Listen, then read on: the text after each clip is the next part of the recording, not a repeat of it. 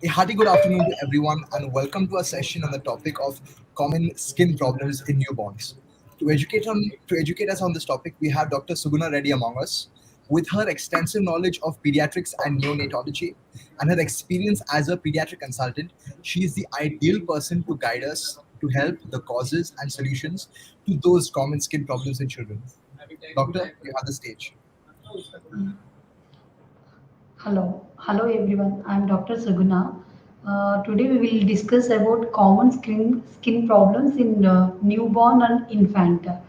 Uh, Newborn is the babies who are born immediately after birth, and first 28 days of life we will call newborn. So compared to newborn baby, adult baby skin is very thinner, so skin layers are not formed, and body surface area is also more compared to body mass. Body surface area body mass ratio is more. So this skin formation is also not completely skin formation is uh, not completely formed compared to the adult. So whatever these and because of this, their skin thinner and layers are very less. Uh, Stratum corneum is not fully developed, so they are more prone to transepidermal immediately after birth. They are more prone to transepidermal water losses and injury by irritants, chemicals, mechanical trauma, heat trauma. So and their skin through the skin or cutaneous absorption of the substance is also very high. And premature babies compared to term baby, premature babies are more prone to the these transepidermal water losses, and transcutaneous or through the cutaneous absorption of the substance is also very high. So preterm baby compared to term baby, preterm baby also some differences will be there. Term baby is born more than 37 weeks of gestational age. Preterm babies, those are born less than 37 weeks of gestational age. So compared to adult, term baby is thinner and not formed completely. Compared to term baby, preterm baby's skin is more thinner, and for all layers of the skin is also not formed completely, and their body surface area is more compared to term baby, preterm baby. So because of these all factors, they are more prone for the tropical absorption of the tropical or whatever the substance like uh, for cleaning we'll use isopropyl alcohol. With that also there is a chance of cutaneous hemorrhagic necrosis of the skin, and tropical some will use a talcum powder. Talcum powder will contain boric acid.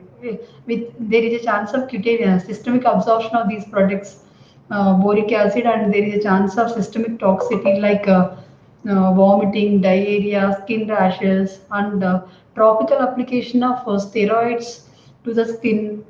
There is a chance of skin atrophy and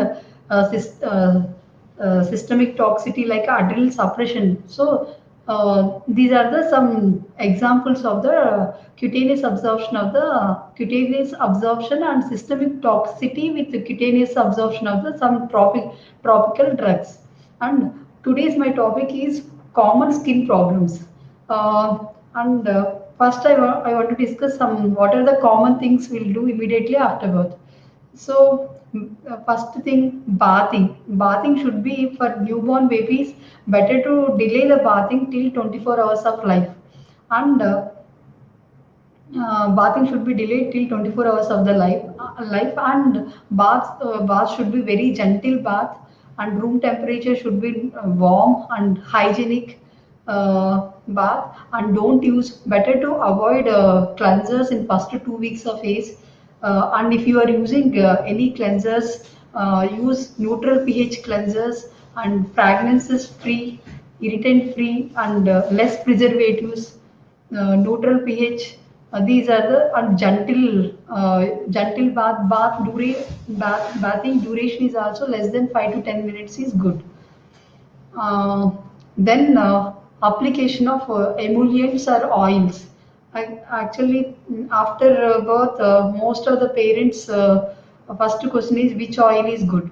So, vegetable oils are good. Compared vegetable oils like coconut oil, sesame seed oil, and sunflower oil, safflower oil. These oils are good.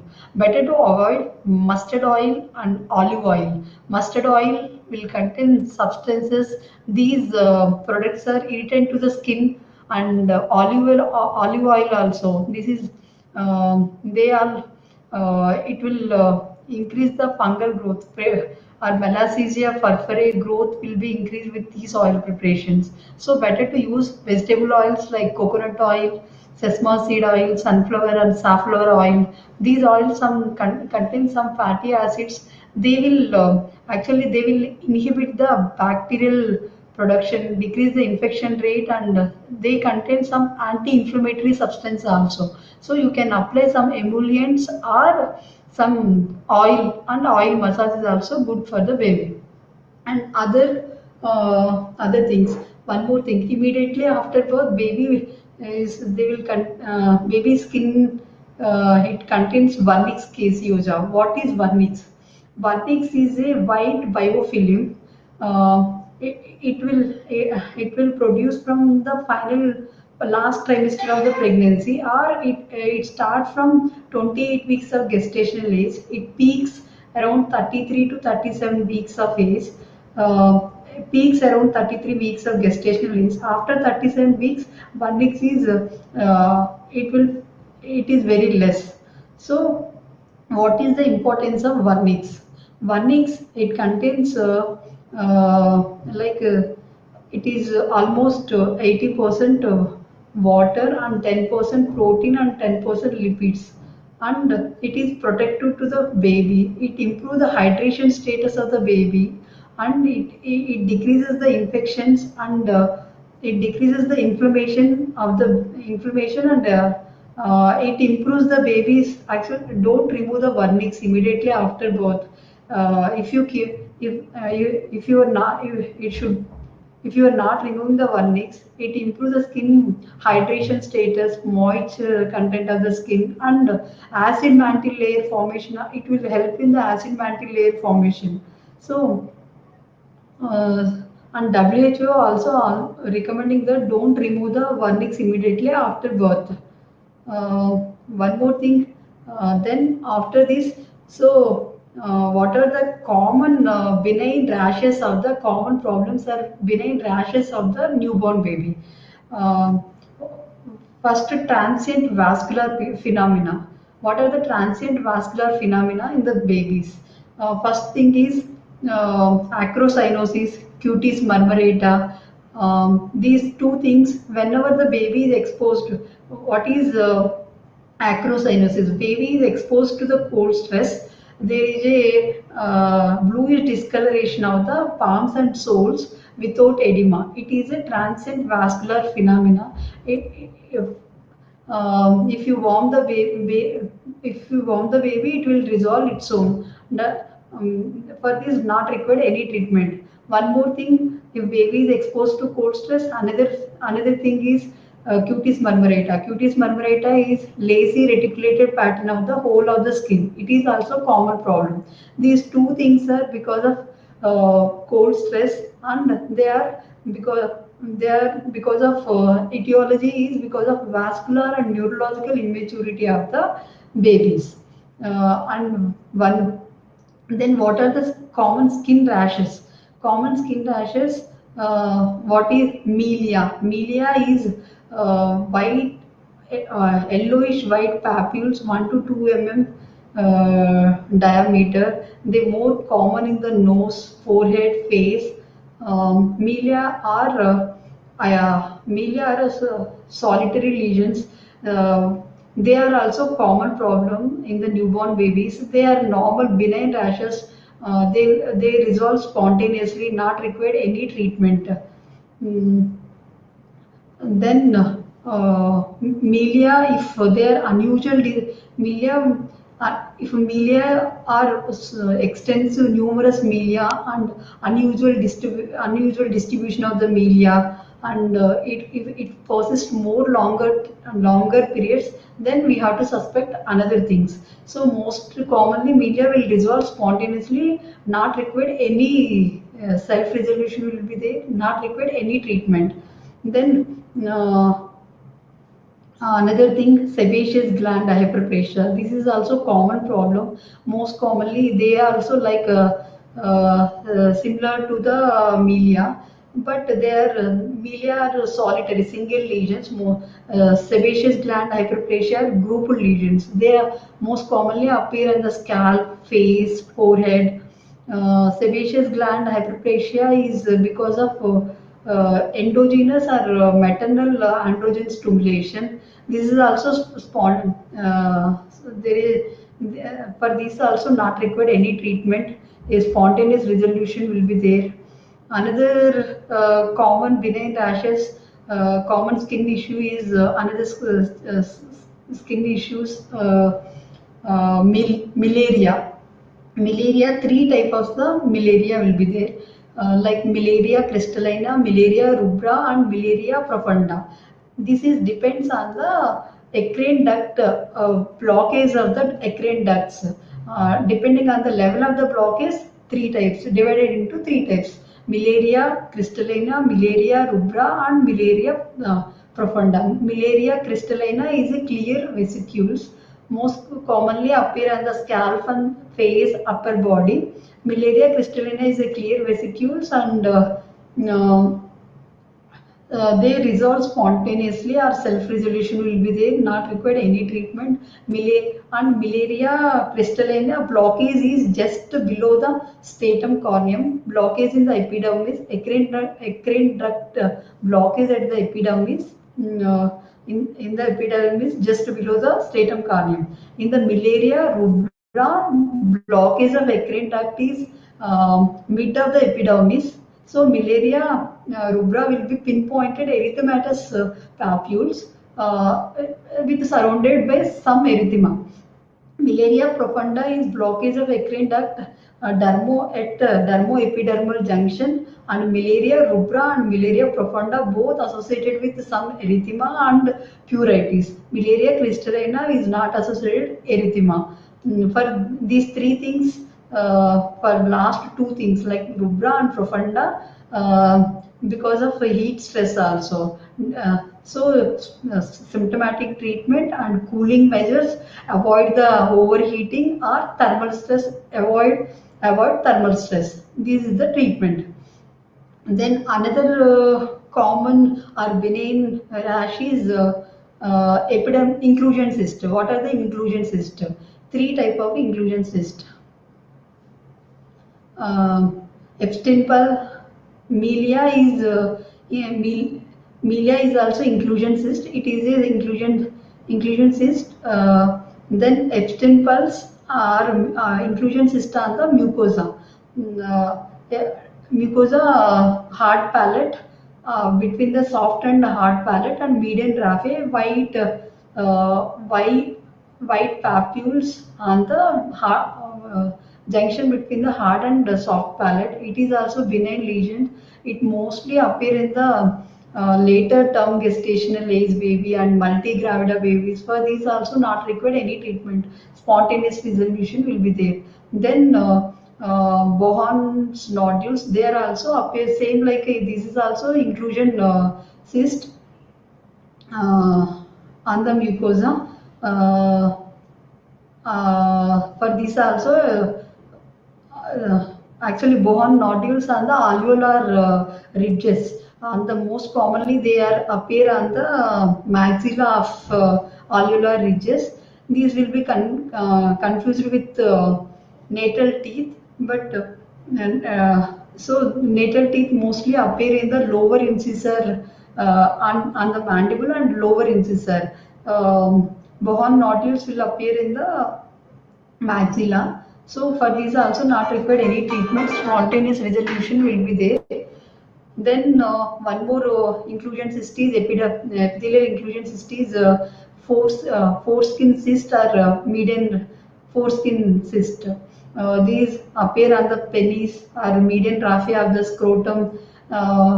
These are little bigger. These are benign. For these also not required any treatment like Epstein Barr's, Bohan nodules, and foreskin cyst. These three are epidermal inclusion cyst. For these three things, they are benign. Self-resolution will be there. Not required any treatment. Then uh, one more common problem for the newborn is common issue for the newborn diaper dermatitis. Diaper dermatitis. Uh, First thing, etiology of diaper dermatitis. Diaper dermatitis. It will occur because of three process because of frictional diaper dermatitis, contact or irritant diaper dermatitis, or fungal or bacterial diaper dermatitis. What are the symptoms like erythema, mild erythema, redness of the convex areas of the pubic surface and gluteal region, buttock, skin folds will be spayed. Etiology is because of frictional diaper dermatitis, because of friction and prolonged contact with irritants like urine, feces, and other like wipes. These are the etiologies. So, and erythema treatment is for diaper dermatitis. Initial, if it is because of frictional diaper dermatitis, use well fitted diapers, and don't use small size or bigger size, well fitted diapers, and frequent change of the diapers. And for irritant or diaper dermatitis, avoid the irritant or avoid the irritant and identify the what is the irritant material and sensitizer, identify and avoid that. Maybe it may be like prolonged use of the diaper, soiled diapers. So immediately remove the diaper whenever it is soiled. You immediately change the diaper whenever it is soiled with urine and feces, and use well absorbed or super absorbent diapers. Frequent change of the diaper, and use protective barrier cream, zinc oxide or zinc paste, and with every diaper change, apply protective barrier cream with zinc oxide and some petroleum jelly cream. And while removing the diaper, while using the and if it is the cause is irritant diaper wipes, so change the wipes or use cotton sponge with water. Don't use wipes. And if it is because and if the inflammation is diaper dermatitis is so severe, and if it is ulcerative like erythema is more, plaques, scaling, if it is there, you may require low dose steroids also. uh, and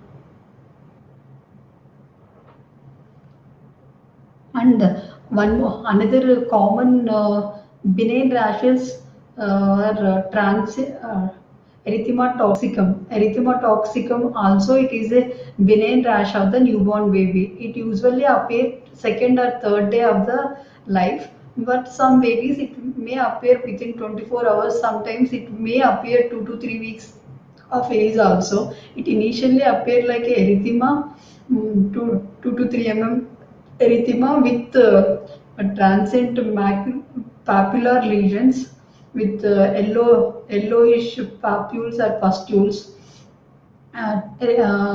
Most commonly appear on the face, trunk, and proximal extremities. So they resolve by 5 to 7 days of age. Uh, it is also not required any treatment. Spontaneous resolution will be there. One more condition, transient neonatal pustular melanosis. This is also benign rash, not required any treatment. And one more one more thing.